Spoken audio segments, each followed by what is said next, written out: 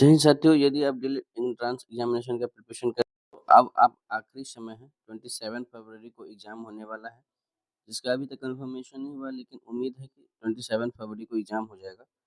तो हम हिंदी के गेस क्वेश्चन को लेकर आए हैं, चाहे इसको आप गेस क्वेश्चन कर लीजिए या इम्पोर्टेंट क्वेश्चन का सीरीज कर लीजिए। गेसिंग का वहाँ किया जाता है जहाँ बोर्ड एग्जाम होता है। अब इसको एक तरीके के प्रैक्टिस सेट, इम्पोर्टेंट क्वेश्चन या गेस जो भी कर ली, काफ़ी इम्पोर्टेंट क्वेश्चन होने वाला है। तो पहला क्वेश्चन है, आप देखेंगे कि डैश ने अपना घोंसला बनाया। इसमें आप इस वाक्य के अनुसार जो है सही शब्दों का चयन करिए।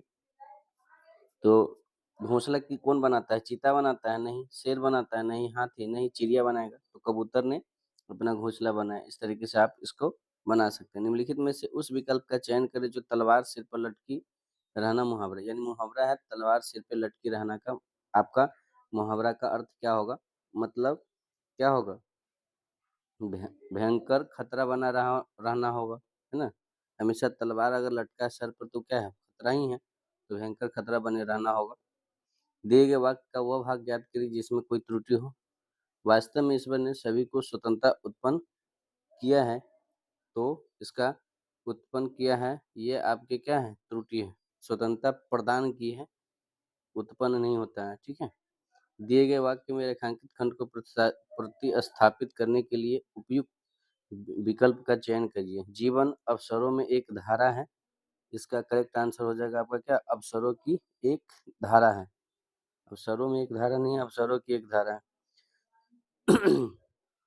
सही बरतने वाले शब्द का चयन करें। इसमें कौन से शब्द जो है वो सही होंगे? तो इसका करेक्ट आंसर हो जाएगा आपका निराकार, ऐसे लिखा जाता है। ये तीनों निराकार गलत है। ध्यान रखिएगा, दिए गए शब्दों के पर्यायवाची शब्द का चयन करें। तो ये हो जाएंगे उन्नति, आपके अभ्युदय का पर्यायवाची शब्द। दिए गए वाक्यांश के लिए एक शब्द दीजिए। परोपकार करने वाला क्या होता है? उसको हम परोपकारी कहते हैं। नहीं, परोपकारी कहते हैं। ऑप्शन नंबर डी हो जाएगा। स्थूल का विलोम शब्द क्या हो जाएगा? तो स्थूल का विलोम शब्द हो जाएगा कृष।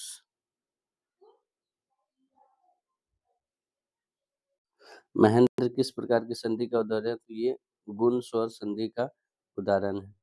ए और ओ का मात्रा जिसमें भी दिखे वो आपके गुण संधि हो जाएंगे। तो महेंद्र में मही जोर इंद्र हो जाएगा, और ये एद का उच्चारण हो रहा है इसलिए इसका गुण स्वर संधि हो जाएगा। शिरोमणि का संधि विच्छेद करिए। तो इसका करेक्ट आंसर हो जाएगा शिरो जोर मणि, शिरः जोर मणि। ऑप्शन नंबर सी इसका करेक्ट आंसर हो जाएगा। संयोग का संधि विच्छेद करिए।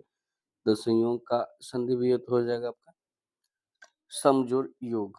पीताम्बर शब्द का समास विग्रह कीजिए। पीला अंबर है जिसका, ये हो जाएगा। तो इसका उपयुक्त सभी हो जाएगा। पित्त है जिसका अंबर, पित्त है वस्त्र जिसका, और पीला अंबर है जिसका। तो इसका करेक्ट आंसर आपके ऑप्शन नंबर डी हो जाएंगे।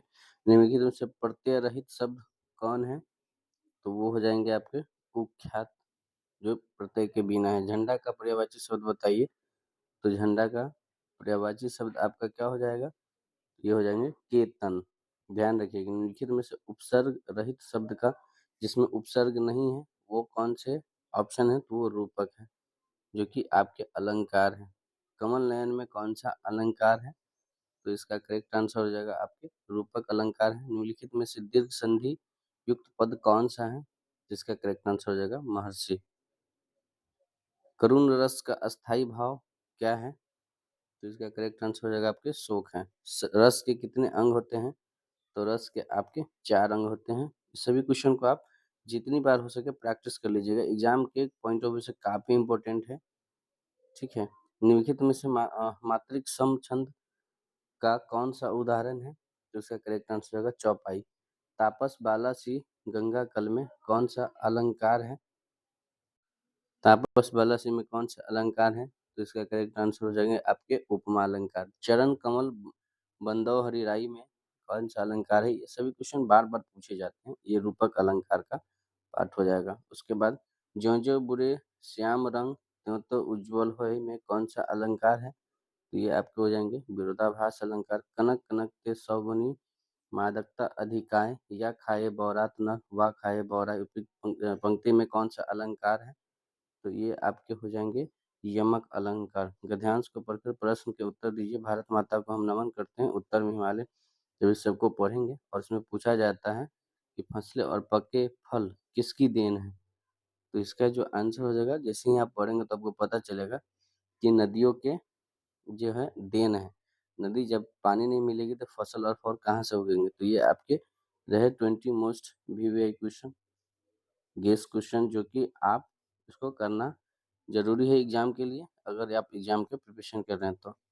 वीडियो कैसा लगा? वीडियो अच्छा लगा तो लाइक ज़रूर करिएगा, चैनल को सब्सक्राइब करिएगा। आगे आपको किस तरीके का वीडियो चाहिए वो भी आप बताइएगा। मिलते हैं नेक्स्ट वीडियो में, तब तक के लिए आप स्वस्थ रहिए, मस्त रहिए और अपनी पढ़ाई में व्यस्त रहिए। Thank you so much. जय हिंद।